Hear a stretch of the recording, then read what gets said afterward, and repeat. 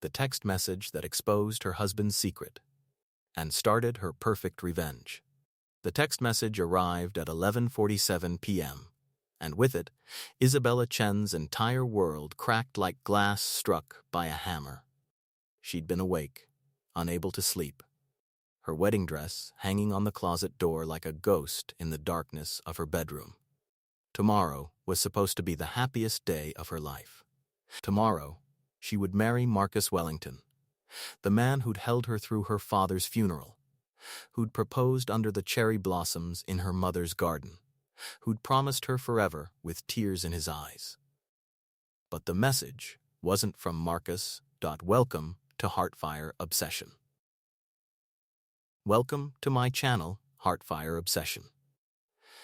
Don't forget to like and subscribe to the channel. It was from a number she didn't recognize, and it contained a single photograph that made her blood turn to ice.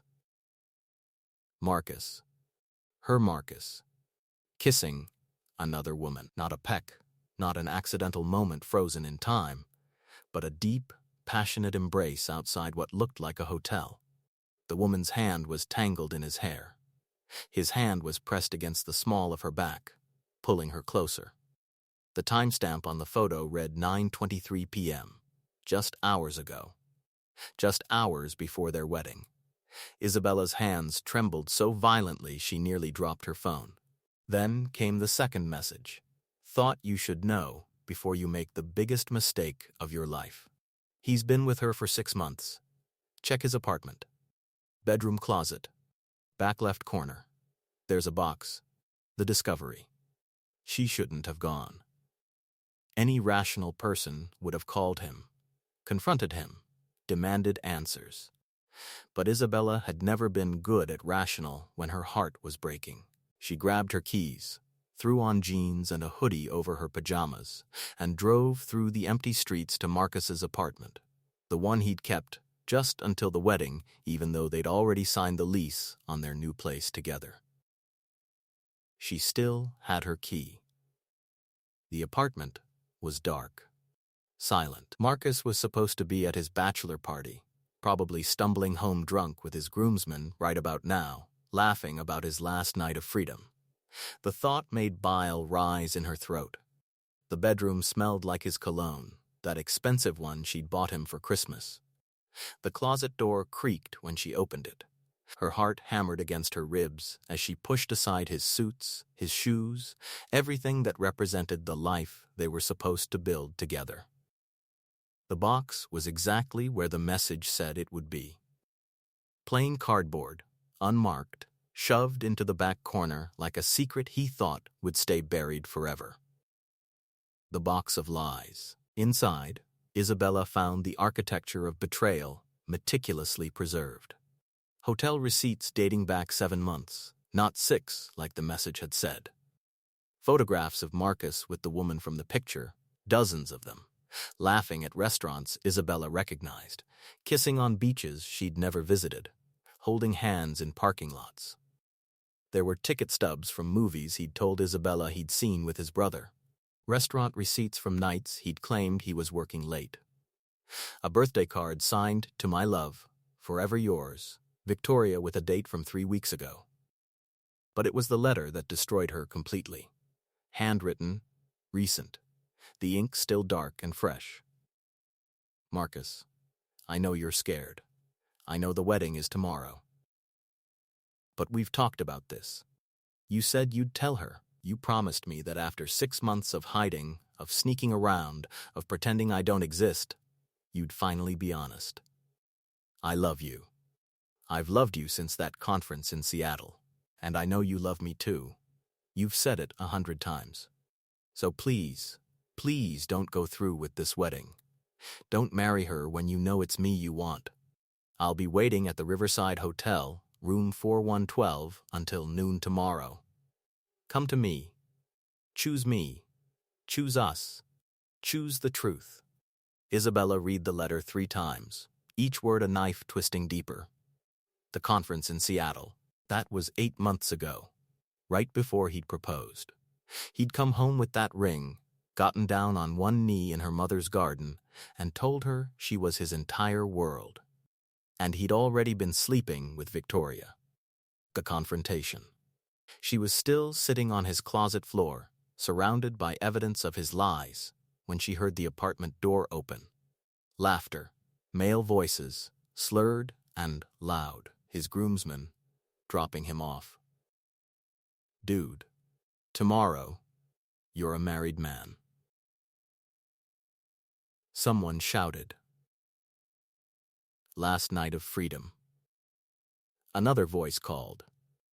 Then the door closed, and there was silence. Footsteps. Coming closer, Marcus appeared in the bedroom doorway, tie loosened, shirt unbuttoned at the collar, smelling like whiskey and betrayal. He was smiling until he saw her. Until he saw the box. Until he saw his entire house of cards scattered across his closet floor. The smile died. His face went white. "Bella," he whispered.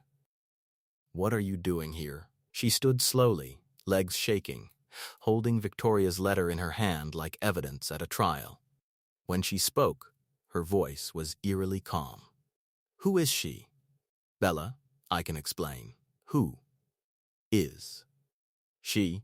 He ran his hands through his hair, a gesture she'd always found endearing. Now it just made her sick. "It's not what you think." "Then what is it, Marcus?" "Because what I think is that you've been screwing someone named Victoria for the past 8 months while planning a wedding with me. What I think is that you proposed to me while already in love with someone else. What I think is that you were going to stand at that altar tomorrow and lie to my face in front of everyone we know. I didn't."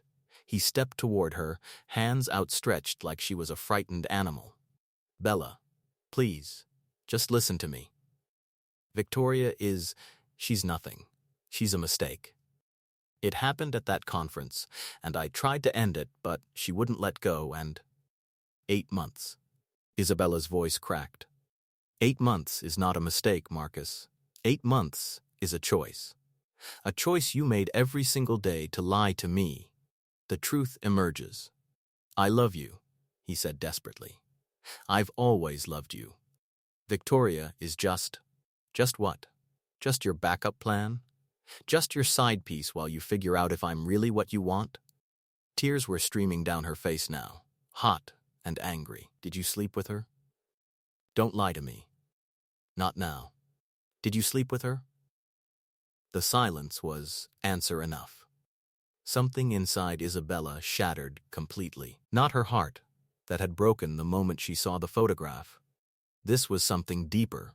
Her trust, her faith in love, her belief that she was enough, that she'd ever been enough. "The wedding is off," she said quietly. No, Bella, please." He grabbed her arm, and she jerked away so violently she stumbled. "Don't touch me. Don't ever touch me again. Bella, I'm begging you. We can fix this. I'll end it with Victoria right now. I'll call her. I'll block her. Please, don't throw away everything we have." "Everything we have?" She laughed, a broken, bitter sound. "We don't have anything, Marcus. We never did.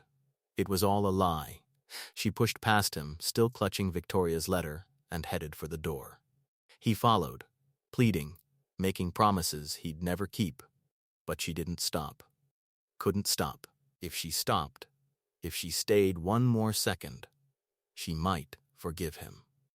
And that terrified her more than anything. The moment of clarity. She made it to her car before the sobs came. Ugly, gasping sobs that shook her entire body.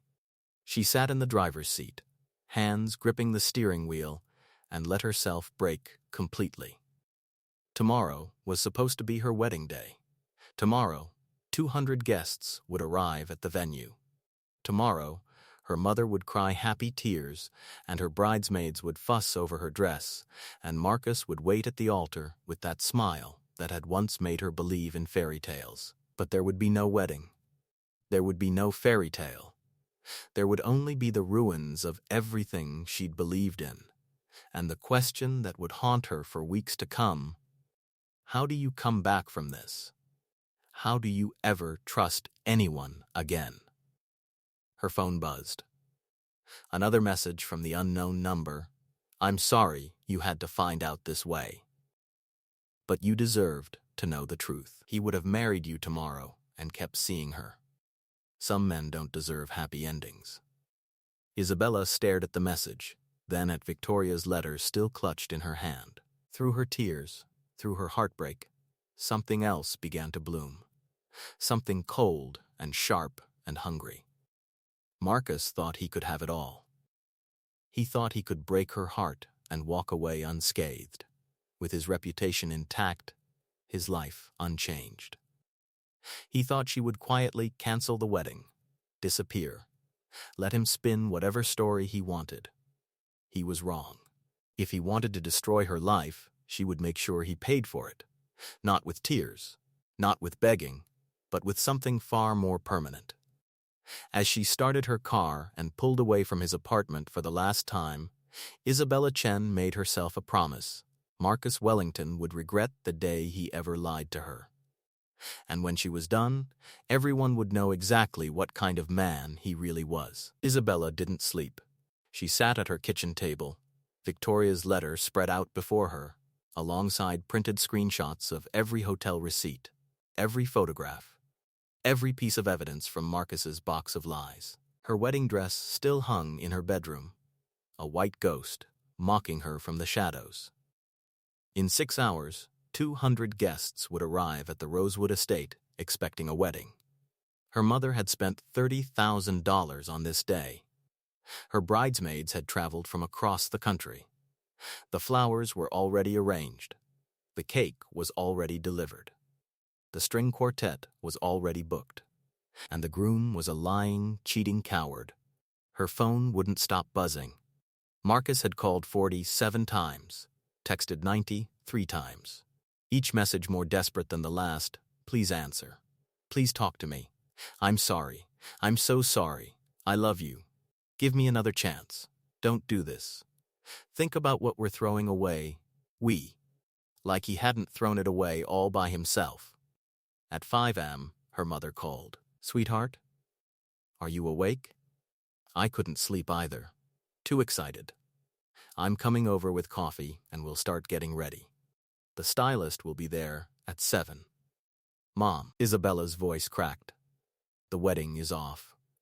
The silence on the other end stretched like a wound. What? Marcus has been cheating on me for 8 months. I found out last night. I'm not marrying him. What followed was a hurricane of questions, tears, rage, and finally, heartbroken acceptance. Her mother arrived 20 minutes later, still in her pajamas, and held Isabella while she cried. Then, with the fierce protectiveness only a mother could summon, she said 5 words that changed everything. What do you want to do? The plan takes shape. Isabella looked at her mother, at the evidence scattered across the table, at her phone still buzzing with Marcus's desperate messages. What did she want? She wanted him to hurt the way she hurt. She wanted him to feel exposed, humiliated, destroyed. She wanted everyone to know what he'd done. But more than that, she wanted him to lose everything he valued more than her. His reputation, his precious image, his comfortable life. I want the wedding to happen, Isabella said slowly. Her mother blinked. What? I want every guest to arrive. I want the venue set up. I want the string quartet playing. I want everything exactly as planned. She met her mother's eyes, and something fierce and unbreakable gleamed there. And then I want to tell them all exactly why there won't be a wedding. A slow smile spread across her mother's face. You want to expose him. In front of everyone he knows. His family. His colleagues. His friends. I want them all to see who Marcus Wellington really is. 2 hours before the ceremony. The Rosewood estate was breathtaking. White roses everywhere. Fairy lights strung through the ancient oak trees. The ceremony arch draped in silk and adorned with peonies. Isabella stood in the bridal suite, wearing jeans and a sweater, watching through the window, as guests began to arrive. Marcus's parents, his brother, his colleagues from the law firm where he was up for partner, his college friends, her own relatives, aunts and uncles and cousins who'd driven hours to be here. Her bridesmaids arrived, confused to find her not in her wedding dress. "Bella, what's going on? Are you okay?" "I'm fine," she said. "But I need your help." She showed them everything. The photographs, the receipts, Victoria's letter, watched their faces cycle through shock, fury, and finally, understanding. That son of a bitch, her maid of honor, Diane, breathed. "What do you need us to do?" Isabella handed each of them a sealed envelope. "When I give the signal, I need you to hand these out to specific people. Marcus's boss, his mother, his brother, the guests of honor at each table. Inside are copies of everything I found, along with a letter explaining exactly what happened." "You're going to expose him publicly?" "I'm going to make sure everyone knows the truth before he can spin some story about us growing apart or me being unstable. He doesn't get to control the narrative. Not this time." The confrontation before the storm. Marcus showed up at 1 p.m., an hour before the ceremony was scheduled to start. He looked terrible, exhausted, desperate. He tried to push past the event coordinator, demanding to see Isabella. She met him outside the bridal suite, flanked by her bridesmaids. "Bella, thank God," he gasped. "I thought you weren't coming. I thought, please, we can still do this. We can still get married. I ended things with Victoria. I called her this morning. It's over. I choose you. I've always chosen you." Isabella stared at him, this man she'd loved, this man she'd trusted with her entire future. "You called Victoria this morning?" "Yes. And I told her it's done. That I'm marrying you, that she needs to leave me alone." "Funny," Isabella said coldly. "Because Victoria texted me 20 minutes ago." His face went white. Isabella held up her phone. The message read, "He just called me crying, begging me to wait for him. Said he'd leave you after the honeymoon when things calmed down. Thought you should know. I'm done being the other woman. You're welcome to him, if you can trust anything he says." Marcus stammered, grasping for words, for lies, for anything. She's lying. She's trying to sabotage us. Stop." Isabella's voice cut through his panic like a blade. "Just stop, Marcus. I'm done listening to your lies. So what, you're just not going to show up? You're going to humiliate me in front of everyone?" And there it was. Not "I'm sorry I hurt you." Not "I'm sorry I destroyed your trust." Just concern for his own humiliation. "Oh, I'm showing up," Isabella said softly. "Everyone will see me, but there won't be a wedding." "Bella, please, go wait at the altar, Marcus. Your guests are arriving." Wouldn't want to keep them waiting. The ceremony that never was. At 2 p.m., the string quartet began to play. Guests settled into their seats, programs in hand, anticipating a beautiful ceremony. Marcus stood at the altar in his custom tuxedo, flanked by his groomsmen, looking sick with dread. He kept glancing toward the entrance, sweat beading on his forehead. The music swelled. The bridesmaids began their procession. One by one, they walked down the aisle, but instead of standing on Isabella's side, they each stopped at specific guests and handed them an envelope before taking their places. Confusion rippled through the crowd. Marcus's mother opened her envelope first. Her gasp was audible. His boss opened his next. His expression turned to stone. One by one, across the venue, people began reading. Then Isabella appeared. Not in her wedding dress. In a simple black dress, her hair down. No veil, no flowers. She walked down the aisle alone, her heels clicking against the stone path, and the whispers grew louder as more guests finished reading their letters.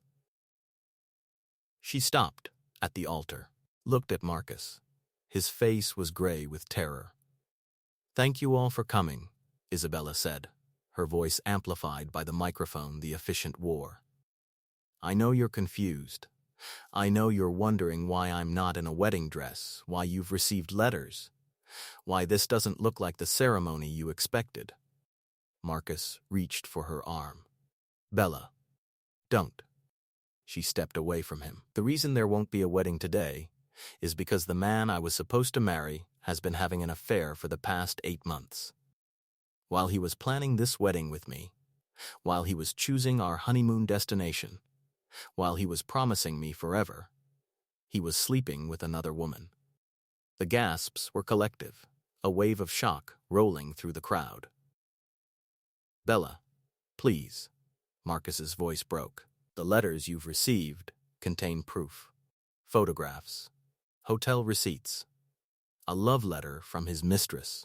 Everything is documented, everything is real, and everything shows that Marcus Wellington is not the man any of you think he is." Marcus's mother stood up, face red, the letter clutched in her shaking hand. "Marcus, is this true?" He didn't answer, couldn't answer. The silence was damning. Isabella continued, her voice steady despite the tears streaming down her face. "I'm not doing this for revenge. I'm doing this so that all of you know the truth before he can lie about what happened here today. I'm doing this because he would have let me marry him, would have let me promise my life to him while continuing his affair. I'm doing this because some lies are too big to hide." She turned to Marcus one final time. "You wanted a wedding in front of everyone you know. You wanted the perfect day, the perfect image, the perfect life. Congratulations. You got the audience. Now they all know exactly who you are." The aftermath. The venue erupted. Marcus's mother was shouting at him. His boss was already on the phone. His friends were reading the letters, faces twisted in disgust. His brother just stared, betrayed and horrified. Guests were standing, some crying, some arguing, some simply frozen in shock. Isabella walked back down the aisle through the chaos, her bridesmaids falling in step beside her. She didn't look back. Didn't need to. Behind her, she could hear Marcus calling her name, hear his desperate attempts to explain, to salvage something from the ruins. But it was too late. The truth was out. Everyone knew. And there was no taking it back. In the parking lot, her mother was waiting by the car. "Did you do it?" "I did it." Her mother pulled her into a fierce hug. "I'm so proud of you." Isabella let herself cry then. Really cry. Not from sadness, but from relief. It was over. The lies were exposed. Marcus would spend months, maybe years, trying to rebuild his reputation. His law firm partnership was probably gone. His family would never look at him the same way. His friends would question every word he'd ever said. And Isabella? Isabella was finally free. The message that changed everything. That night, alone in her apartment with her wedding dress in a trash bag by the door, Isabella's phone buzzed with a message from an unknown number. Not the same number that had sent her the original photo, but a new one. "You did the right thing today. I was there. I saw everything. And I think you should know, Marcus isn't the only one who deserves to pay for this. Victoria Reed is a senior consultant at Meridian Group. She knew Marcus was engaged. She pursued him anyway. She sent him explicit messages, showed up at his apartment, threatened to tell you herself if he didn't leave you. She wanted to destroy your relationship from the beginning. I have proof. If you want justice, real justice, meet me tomorrow at Caf Noir at 10 a.m. Come alone. What I have will change everything." Isabella stared at the message, her heart pounding. Who was this person? How did they have this information? And what proof could they possibly have about Victoria? She should delete the message. Walk away. Let karma handle the rest. But as she looked at her reflection in her darkened phone screen, Isabella realized something. She wasn't done. Not yet. Marcus was exposed, humiliated, destroyed. But Victoria Reed had helped him lie for 8 months. Victoria had known about her and pursued Marcus anyway. Victoria had been just as guilty of betraying her. And if this mysterious messenger had proof of that, proof that could expose Victoria the same way she'd exposed Marcus, then maybe, just maybe, justice wasn't finished yet. Isabella typed back one word. When Café Noir was nearly empty at 10 a.m. on a Sunday morning. Isabella sat in a corner booth, hands wrapped around a coffee she hadn't touched, watching the door. She'd barely slept, her mind spinning with questions. Who had sent that message? How did they know so much about Victoria? And why did they want to help her? At 10:03, a woman walked in, mid-30s, perfectly styled dark hair, wearing an elegant navy suit. She scanned the caf, spotted Isabella, and walked over with the confidence of someone who owned every room she entered. "Isabella Chen?" she asked, extending her hand. "My name is Adriana Moretti. We haven't met, but we have something in common." Isabella didn't take her hand. "And what's that?" Adriana sat down uninvited, placing a slim leather portfolio on the table between them. "Victoria Reed destroyed my life 2 years ago, and I've been waiting for the perfect moment to return the favor. The truth about Victoria." Adriana opened the portfolio, revealing a stack of documents, photographs, and printed emails. Victoria isn't just a home wrecker. She's a professional one. This is what she does. She targets engaged or married men in positions of power, seduces them, collects compromising information, and then either blackmails them or uses the affair to climb the corporate ladder. Isabella felt sick. "You're saying Marcus wasn't her first?" "He's number 7, that I know of." Adriana spread the photographs across the table. Different men, different locations, but always the same woman. Victoria, smiling, kissing, her hand possessively on their arms. "She went after my fiancé 2 years ago. David was a senior partner at an investment firm. She was a consultant his company hired. Within 3 months, she'd seduced him, documented their affair, and threatened to send everything to his wife. He was separated but not divorced yet, unless he helped her get promoted." "What happened?" Adriana's expression hardened. David panicked. "He ended things with me, paid Victoria off, and helped her get the position she wanted. She moved to a different company, and he had a nervous breakdown 6 months later. Lost his partnership, lost everything. I've been tracking her ever since." Isabella stared at the evidence, her mind reeling. "Why didn't you go to the police? What crime did she commit? Seduction isn't illegal. Manipulation isn't illegal. She's very careful never to cross legal lines. But that doesn't mean she shouldn't pay for what she's done."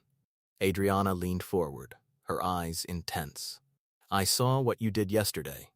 I was at your wedding. Or what should have been your wedding. And I thought, here's someone brave enough to expose the truth. Consequences be damned. Someone who might be willing to help me expose Victoria the same way." The plan. Isabella should have walked away, should have said this was too much, too risky, too far. But as she looked at the photographs of Victoria's other victims, as she thought about Marcus crying to Victoria the morning of their wedding, as she remembered every lie and betrayal of the past 8 months, something cold and determined settled in her chest. "What do you need me to do?" Adriana smiled. "Victoria is having a company gala next Friday. Meridian Group's annual fundraiser, black tie, 500 guests, all the city's elite. She's being honored with their Rising Star Award for her work this year. It's her moment of triumph." She paused. "I want to ruin it. How?" "The same way you ruined your wedding. Public exposure. Truth in front of everyone who matters to her. But we need something she can't deny. something that shows her pattern of behavior clearly. Adriana pulled out her phone. I have most of the proof already, but I'm missing one thing: evidence of her current schemes. She's already moved on from Marcus. There's a new target. Who? Robert Castellan, CEO of Castellan Industries. Married, 2 kids, 20 years older than her. She's been pursuing him for 3 weeks. If we can catch her in the act, document her manipulation tactics, show that she's doing to him exactly what she did to Marcus and all the others, then we have an undeniable pattern. We have proof that destroys her credibility completely. Isabella's pulse quickened. You want me to help you catch her? I want you to help me expose her. Same thing you did to Marcus, but bigger, more public, more permanent. It was crazy. It was risky. It was possibly illegal. Isabella heard herself say, I'm in, setting the trap. Over the next 5 days, Isabella learned more about covert surveillance than she'd ever wanted to know. Adriana had resources, private investigators, tech experts, people who knew how to track someone's movements without being detected. Together, they followed Victoria's careful seduction of Robert Castellan. They documented her showing up at his office building by coincidence, photographed her engineering accidental meetings at his favorite lunch spot, recorded her sending him flirtatious text messages that grew progressively more explicit, captured video of her touching his arm, leaning close, laughing at jokes that weren't funny. But the real evidence came on Thursday night. Robert's wife was out of town. Victoria had texted him, 1 drink. No strings. Just 2 adults having a conversation. Adriana's team had planted a camera in the hotel bar where they met. Isabella watched the footage in real time from Adriana's car parked across the street, her stomach churning. Victoria was good. So good, she knew exactly how to play vulnerable, how to touch his hand at just the right moment, how to make him feel like the most important man in the room. By the end of the night, Robert had agreed to meet her at the Riverside Hotel, room 412, the same room Victoria had mentioned in her letter to Marcus the following evening, right before the gala. This is it, Adriana said.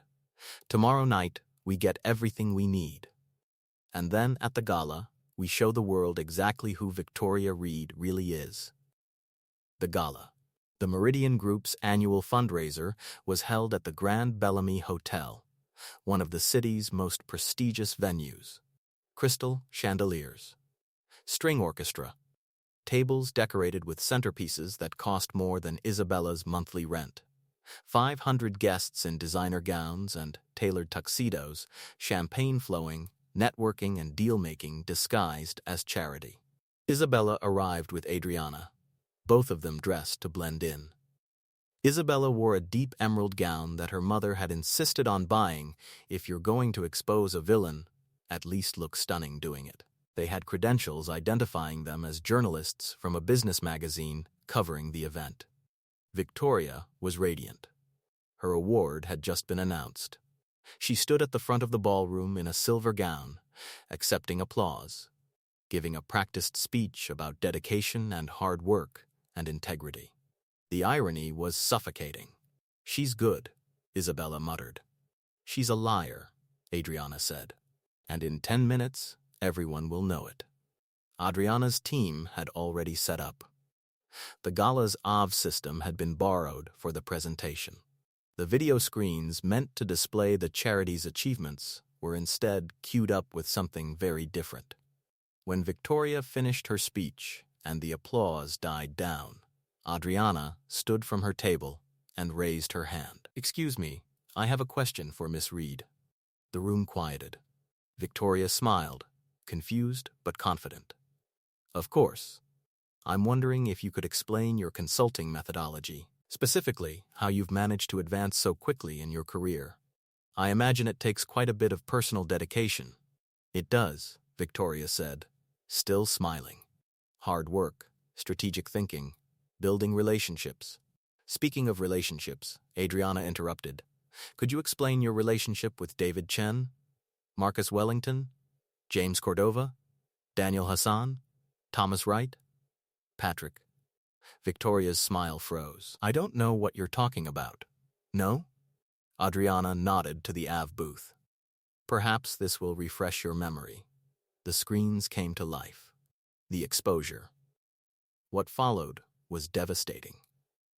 The presentation was a masterpiece of evidence. Photographs of Victoria with each of her 7 victims, time-stamped and dated. Emails where she'd manipulated them, text messages where she'd made demands, hotel records showing their affairs. Recordings of her laughing with friends about how easy it was to handle powerful men. Video of her meeting with Robert Castellan just hours ago. Her hands on his chest, her lips close to his ear. And finally, the letters. Not just the one she'd written to Marcus, but ones she'd written to the others. All of them with the same pattern, the same manipulation, the same threats disguised as love. The ballroom erupted into chaos. Victoria stood frozen at the podium, her face pale, her award clutched in shaking hands. Robert Castellan's wife was screaming at him from across the room. Company executives were shouting questions. Journalists, real ones, were filming everything. Isabella watched from her table as Victoria's entire world collapsed in real time. The rising star, exposed as a fraud. The award recipient, revealed as a manipulator who'd slept her way into every achievement on her Ursum. Adriana stood again, her voice carrying over the chaos.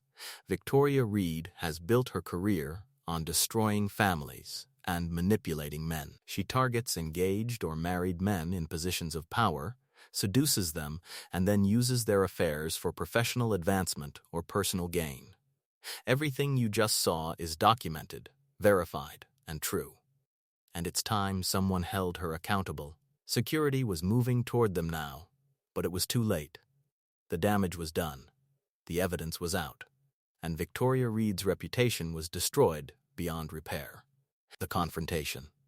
In the chaos of the evacuation, Isabella found herself face-to-face with Victoria in the bathroom. Victoria was crying, her makeup ruined, her silver gown stained with spilled champagne. You, Victoria hissed when she saw Isabella. You did this. I helped, Isabella said calmly. But you did this to yourself. Marcus loved me. He was going to leave you. Marcus loved the idea of having both of us. He loved his options. But you never loved him. You just saw an opportunity to destroy someone's life and take what you wanted. Victoria laughed bitterly. You think you're so righteous? You think exposing me makes you better? You just humiliated me in front of 500 people for revenge. No, Isabella said quietly. I exposed you so your next victim would see who you really are before you destroyed his life too. That's the difference between us. You hurt people for sport. I stopped you from hurting anyone else. Victoria stared at her, mascara running down her face, and for a moment something like understanding passed between them. Then Victoria whispered, I hope your revenge was worth it. Because you'll never be able to trust anyone again.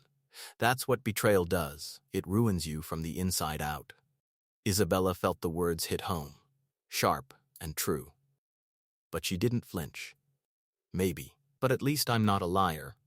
She walked out, leaving Victoria alone with the ruins of everything she'd built on lies. 6 months later, Isabella stood in her new apartment, boxes still half unpacked, watching the sunset through floor-to-ceiling windows. The past 6 months had been brutal. Therapy, rebuilding, learning to trust again, or at least trying to. Marcus had lost his partnership, his friends, most of his family's respect. He'd moved to another city, tried to start over. She'd heard through mutual friends that he was miserable. Victoria's career was over. Meridian Group had fired her. Her professional reputation was destroyed. The last Isabella had heard, Victoria was working at a call center, barely making rent, facing lawsuits from two of her former victims. And Adriana? Adriana had finally gotten the justice she'd been seeking for 2 years. She'd sent Isabella a bottle of champagne with a note, to women who refused to be victims. Isabella's phone buzzed. A text from Diane. Blind date tonight? Friend of my cousin. Nice guy. Architect. No red flags I can see. Worth a shot? She should say no. She should focus on herself, on healing, on learning to be alone. But as she looked out at the city, at her new beginning, Isabella realized something. Victoria had been wrong. Betrayal hadn't ruined her from the inside out. It had made her stronger. More careful, yes. More guarded, absolutely. But also braver. More willing to fight for herself. More determined never to settle for someone who didn't deserve her. She texted back, "Send me his number." Because Marcus Wellington and Victoria Reed had taken a lot from her.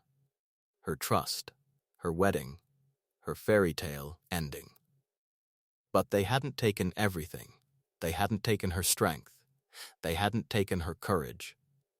They hadn't taken her belief that somewhere out there, real love still existed. And maybe, just maybe, finding it again would be the ultimate revenge, proving that they couldn't break her, proving that she was more than her worst heartbreak, proving that she could still believe in happy endings, even after hers had burned to ash. Continue 1607 As the sun set over the city.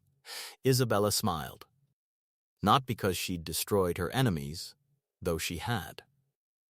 Not because she'd gotten revenge, though that too had been sweet. She smiled because she was free. And sometimes that's the greatest victory of all.